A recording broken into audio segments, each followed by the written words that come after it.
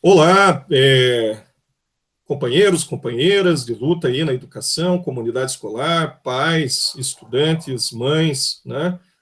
Estamos aqui, né, nós do GEFUR e também o professor Marcelo Marcelino, da Auditoria Cidadã da Dívida, para discutir rapidamente, né, questões importantes que estão acontecendo e vão piorar essa semana. Do que nós estamos falando? Né? Nós estamos falando da reabertura das escolas, né? Uma decisão, né, política, não só arbitrária, mas que condena milhares de estudantes, professoras, educadores, né, a infecção, né, do coronavírus e a possibilidade de morte. Né? Isso não é um exagero, a gente tem enfrentado, inclusive, né, cada vez mais, né, a gente vê no Paraná inteiro, né, as notas de falecimento de professoras, professores, estudantes, jovens, né, em meio ao mais grave momento da pandemia, né, a terceira onda da pandemia, inclusive enfrentando o alastramento da variante P1, né, e agora também a presença da variante Delta, né, indiana, todas as variantes com altíssimo grau de replicação viral, né, que levam rapidamente as pessoas à morte. Né? Então, uma situação que nós temos que enfrentar de forma política e com uma posição de mobilização. Né? Se nós não fizermos isso de forma conjunta, junto com a comunidade escolar, com pais, mães, estudantes, nós não vamos conseguir defender nossas vidas e derrotar o governo nessa política arbitrária, nessa política de condenar todos nós à morte. Então, eu gostaria de passar a palavra, inclusive, né, para o professor Marcelo Marcelino, nosso camarada, né, da Auditoria Cidadã da Dívida, né, para que possa, né, o nosso camarada participou das lutas no ano passado, junto com a gente, na luta em defesa, né, do PSS contra o edital 47, a luta contra o concurso, né, que também, até hoje, nós não sabemos quantos foram, né, infectados e morreram naquele fatídico concurso, né, que aconteceu no início do ano. E uma luta também pela defesa dos empregos, né? Nós não sabemos exatamente quantos milhares de PSS ficaram sem emprego, né? Então, nós precisamos, né, retomar essas discussões em meio à perda de direitos, mas também em defesa da nossa vida num momento difícil. Marcelo, qual que é a sua avaliação em relação a essa reabertura das escolas? Né, e quais são as nossas tarefas para defender a nossa vida e nossos direitos? Deixo com você a palavra. Obrigado, companheiro Chan, demais combatentes do GEFUR e camaradas outros que estão aí nas lutas contra esse absurdo, esse despautério de reabertura das escolas para a comunidade escolar e os estudantes. E, além do mais, os profissionais da educação que estavam trabalhando há muito tempo, diga-se de passagem, dentro das escolas. O que as pessoas não sabem é que os profissionais da educação, serventes, pessoal técnico-administrativo, pedagogos e muitos professores e diretores já estão desde o ano passado dentro das escolas e indo cotidianamente para o ambiente escolar. A despeito de todos os problemas absurdos de higienização nas escolas, ambientes totalmente sem infraestrutura mínima necessária para a convivência num ambiente de contaminação altíssima da Covid-19. Então, nós estamos numa situação ainda mais grave nesse momento, porque, como falou o camarada Chan, nós estamos partindo para que as pessoas chamam de terceira onda da coronavírus, que, na verdade, pelas últimas apreciações das instituições de saúde, semana passada, inclusive, nós estamos batendo recordes de contaminados alunos de séries iniciais, inclusive. E também o número de mortes de adolescentes e de crianças aumentou de forma bastante contundente. Isso são os dados da Secretaria de Saúde, aquela mesma que atesta com rigor as políticas arbitrárias do secretário de Educação, Renato Feder, e que agora tem seus parceiros, como ele já não está na secretaria formalmente por afastamento temporário, e os seus parceiros continuam com as mesmas políticas dentro das coordenações e supervisões na Secretaria de Educação, o retorno às aulas presenciais. No ambiente desse, de alto número de contaminados, doentes e mortos, inclusive de crianças e adolescentes, o governo Ratinho Júnior, assim como o governo Bolsonaro, não tem nenhuma política de combate a coronavírus e de vacina. E aí nós estamos com vacinação que não chega a 12% na segunda dose. Nós estamos finalizando o primeiro semestre de 2021, pasmem, e nós não chegamos nem a 12% de vacinados. Como é que nós podemos retornar às aulas com menos de 12% vacinados com a segunda dose da vacina? Então é totalmente absurda a questão que envolve o retorno às aulas, colocando em risco a vida dos profissionais da educação, das comunidades escolares e estudantes, num ambiente tão degradável como esse agora. Então, nós da Auditoria Cidadã da Dívida Pública, que a princípio não estamos relacionados diretamente com a educação, mas tudo está envolvido, certamente, porque nós da auditoria também estamos preocupados com tudo aquilo que envolve a sociedade, seja a política educacional, a política de infraestrutura, de emprego, de renda, de vacina, tudo tem a ver com a questão da auditoria cidadã, porque são os recursos orçamentários do Estado que não estão sendo gastos, não estão sendo investidos para a melhoria da sociedade. Ao contrário, estão disponibilizados para os ricos capitalistas que estão cada vez mais ricos na pandemia, que as pessoas não sabem.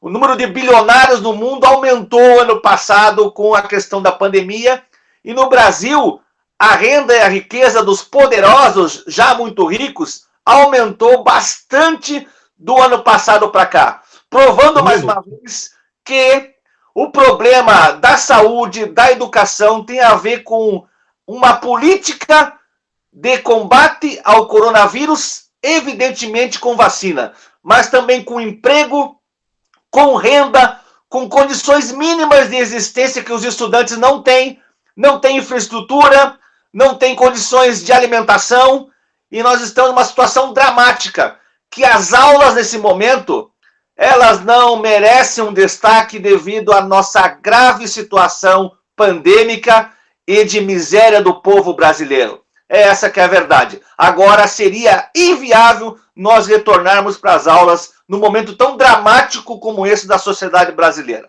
Passo a bola, camarada. Então, Marcelo, nós recebemos aí relatos, né? Por exemplo, recebemos relatos da nossa camarada lá, do João Benedito, Colégio Estadual, né? Benedito João Cordeiro, né? Ela faz parte do Conselho Escolar e também da Comissão de Biossegurança. Essa escola que se encontra ali na região sul, né? No sítio cercado, bairro Novo, né? Onde turmas, né? 4 turmas à noite, né, no turno da noite, estão sendo convocadas hoje, segunda-feira, dia 14 de junho, para o início das aulas.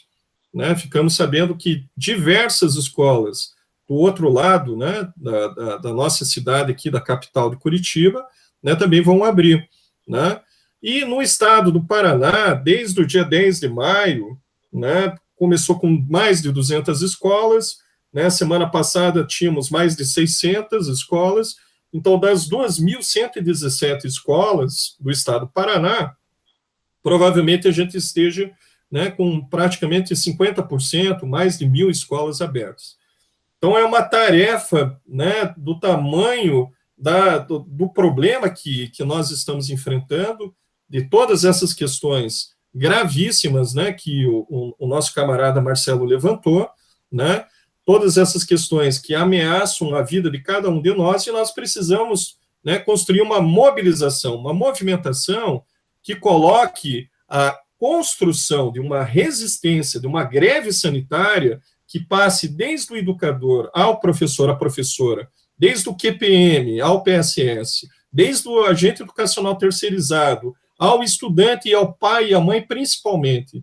Nós não devemos, de maneira alguma, estar em qualquer tipo de trabalho ou aula presencial, numa situação muito difícil e que depende, né, essa primeira linha de frente de defesa da vida e dos direitos começa pelas famílias, começa pelos estudantes. A resolução apresentada, né, no dia 31 de maio, que é a resolução 2408, dá a entender que as escolas não teriam mais direito de decidir sobre o retorno às aulas. Mas a Comissão de Biossegurança, o Conselho Escolar e a comunidade escolar ainda têm, sim, o direito de decisão. Mesmo que a resolução dissesse que, que as escolas não poderiam decidir, né, a concepção de escola que nós temos, o reafirmamento de que nós defendemos uma escola democrática, por essas concepções, nós devemos mobilizar a nossa comunidade e decidir por nós por nós, mesmo que o governo aventasse qualquer resolução que proibisse a decisão. Então, a gente tem que reafirmar esse compromisso, né, de que a gente deve fazer as discussões, as reuniões pelo Meet, né, as reuniões virtuais, seja através das aulas, passando a informação e comunicando, né, a necessidade do não retorno às aulas, como fazendo a reunião do Conselho Escolar, da Comissão de Biossegurança, para tirar uma posição fechada em defesa da comunidade contra o retorno. Eu queria, nesse momento também, pedir para que, né, o professor Marcelo pudesse colocar para nós, né, uma questão que é de fundamental importância, né, em meio a esse ataque que nós estamos sofrendo com a reabertura das escolas, o nome é esse mesmo, é um ataque à vida e aos direitos, né, de toda a comunidade escolar e daqueles que trabalham na educação, né, nós temos um chamamento que é muito importante, que é a construção das mobilizações contra tudo isso no dia 19 de junho, que é não só uma campanha contra os governos, né, o Fora Bolsonaro, Fora Ratinho, né, mas é contra essa política genocida, né, de descompromisso total com a vida, inclusive até com a não compra de vacinas no ano passado, não tendo, inclusive, uma política de vacinação adequada, né? Então, nós temos uma tarefa, o conjunto da sociedade está mobilizada para pôr fim a esses governos que nos atacam, retiram direitos e ameaçam a nossa vida. Então, eu gostaria da sua avaliação, né, de como que nós podemos construir essa mobilização geral, que é do dia 19 de junho, e essas tarefas que nós temos que construir em cada escola no estado do Paraná. Deixa contigo a palavra. Bem, em primeiro lugar, temos que deixar claro que o dia 19 de junho, próximo sábado à tarde, as mobilizações ocorrerão em todo o país. Não só aqui em Curitiba, no estado do Paraná, mas no Brasil inteiro, assim como foi o último dia 29 de maio. E vamos lembrar que o seguinte, não se trata de uma campanha eleitoral, como as pessoas possam crer e imaginar. Ela é uma campanha contra o governo Bolsonaro, mas também responsabilizando o senhor Ratinho Júnior na condução do governo do Paraná e também, por que não, e não menos importante, o prefeito de Curitiba, Rafael Greca de Macedo, que não tem nenhuma política de combate à Covid-19, coadunando com as posições desde cima até aqui, desde a União até os municípios. A maioria dos prefeitos não tem política de combate séria ao coronavírus. Cansam de promover falsos lockdowns toda hora por aí, inclusive destroçando com as pequenas empresas, que também são trabalhadores. Os pequenos proprietários de algumas empresas, que são as menores, são trabalhadores como nós, não são burgueses, não são grandes proprietários capitalistas. São pessoas que sobrevivem também às custas do emprego, da renda de outros trabalhadores e dependem disso, do seu comércio, do seu serviço aberto. Se fosse ter um combate sério à Covid-19, as grandes empresas deveriam dar o seu exemplo. Mas, ao contrário disso, as pequenas e microempresas é que elas sofrem muito mais do que as grandes empresas capitalistas. Porque essas não param. Essas continuam produzindo, essas continuam ganhando dinheiro, e aqueles bares, restaurantes, aqueles pequenos comércios das pessoas que querem sobreviver formalmente e também informalmente, que não conseguem sobreviver vendendo as suas coisas por aí, com toda razão e urgência, também não conseguem, porque esses falsos lockdowns, eles só acabam com a vida dos trabalhadores menores e dos pequenos proprietários. Então, vejam só a gravidade do problema. Você faz um lockdown que não resolve absolutamente nada, porque não é sério, e ao mesmo tempo você destroça com a sobrevivência das pessoas. Então nós estamos numa situação seríssima. Desde março do ano passado, os trabalhadores que têm aqueles pequenos negocinhos na rua, aquelas pessoas que querem sobreviver com qualquer coisinha que seja, estão impedidas de fazê-lo. Ao mesmo tempo que os capitalistas estão ganhando dinheiro, enriquecendo às custas dos trabalhadores. O transporte coletivo está lotado de gente indo trabalhar. As empresas de transporte urbano continuam ganhando muito dinheiro, inclusive com o nosso dinheiro, porque parte do orçamento importante da Prefeitura de Curitiba é destinada às grandes empresas do monopólio de transporte coletivo de Curitiba, por exemplo. Então, a vacina, que foi a Sputnik negociada lá atrás com o governo Ratinho, ela simplesmente, a pedido do Bolsonaro, a pedido dos Estados Unidos, ela parou a negociação, que é uma vacina que estava disponível, que tinha uma boa, já encaminhada discussão desde o ano passado aqui, e foi abortado simplesmente, porque a população não interessa a esses governos Ratinho, Bolsonaro e Rafael Greca, que em plena pandemia queria fazer uma lei para impedir a doação de comida na capital paranaense. Pasmem, senhores. Então essas pessoas, todas elas são responsáveis, assim como o governo Bolsonaro, do caos sanitário no país, da fome, da miséria, do desemprego. E aí o dia 19, ele não pode estar isolado das outras lutas. É o Fora Bolsonaro, auxílio emergencial de um salário mínimo, no mínimo, para os trabalhadores e pessoas que não têm emprego e renda. A questão da vacinação já em grande massa, atendendo às necessidades urgentes da população. E a gente organizar nos bairros os comitês de luta contra a abertura das escolas, nas comunidades escolares, nos próprios colégios, com professores e estudantes reunidos para não permitir o acesso novamente às escolas, numa situação pandêmica gravíssima que a gente vive no país, e ainda com uma vacinação incipiente, uma vacinação que não atingiu sequer 12% da população na sua segunda dose.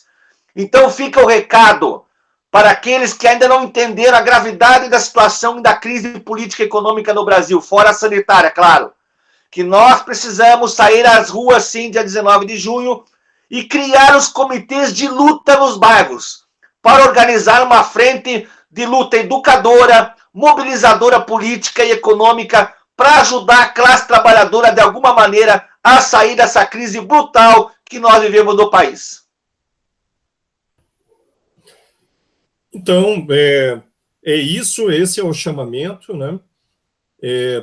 Estava relembrando aqui, lendo, né, a própria resolução 2408, que ela ameaça principalmente a juventude, que é a mais frágil, porque diz assim, né, aqueles que não têm acesso à internet, né, que hoje, por uma informação mais geral aí, são mais de 700 mil estudantes, seriam os primeiros a voltarem no retorno, a voltarem na abertura das escolas. Isso quer dizer, além da fragilidade, da falta de condições em meio a essa situação toda, né, e seriam os primeiros a voltarem para as escolas, correndo o risco do contágio e da morte pelo Covid-19. Então, quer dizer, né, uma política, né, que é patrocinada para quê? Para atingir o segmento, né, mais frágil, para atingir o setor da nossa classe trabalhadora, né, mais frágil fragilizada pelo capitalismo, né, o que é uma política absurdamente, né, de extermínio da nossa juventude e da classe trabalhadora, né? Por isso que não é pouca coisa dizer que é genocídio e é uma política fascista, né, que tem como objetivo atingir os mais frágeis, né, e aqueles que sofrem as piores situações dentro do capitalismo, né? Então fica aí a convocatória, né, feita pelo professor Marcelo, por mim, né, professor Chan, né, que nós devemos montar os comitês de luta, aproveitar o ascenso e a luta pelo Fora Bolsonaro, colocar a questão da defesa dos nossos direitos, defender as nossas vidas, resistir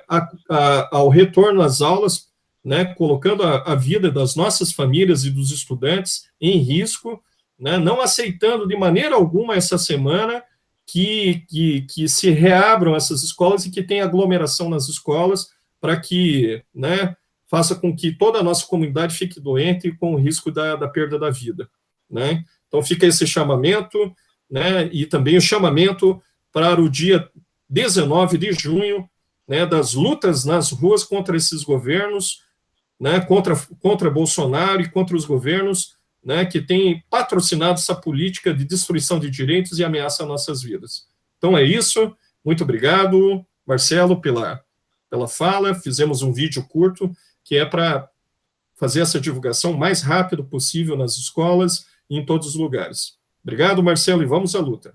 Um abraço, até depois. Até depois.